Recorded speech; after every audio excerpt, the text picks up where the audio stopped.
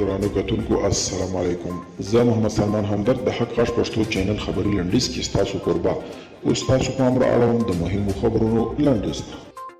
حنیف اتمر د ملګرو ملتونو له نوي استازي افغان سولې کې د اغیزناک رول هیله لرو. د بهرنیو چارو وزارت په یوه اعلامیه کې ویلي د ملګرو ملتونو سرمنشي نوي ټاکل شوي ځانګړي استازي جان آرنو ډاډ څرګند کړي چې د خپل نوي ماموریت له لارې به وکړای شي یو وار بیا افغانستان کې د سولې د حصول لپاره خپلې تجربې وکاروي. ډاکټر محمد نعیم له اریانا نیوز سره په یو مرکه کې ویلي په 13 ډسمبر میاشت کې امریکا ته د جګړې د شدت کمولو طرحه وړاندې کړې وه چې په اساس به یې جګړه کمیږي او د توافقنامې ټول مواد به یې په بدل کې عملي کیږي.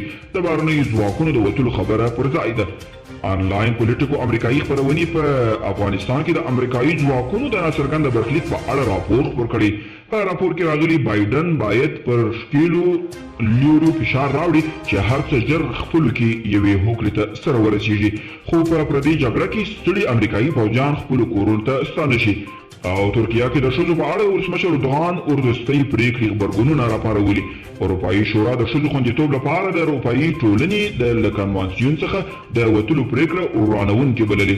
او د جرمني د بهرنیو چارو وزارت ویلي چې هغه اروپا او په ټوله کې ترکیه ښځو ته یو بد پیغام ورکوي.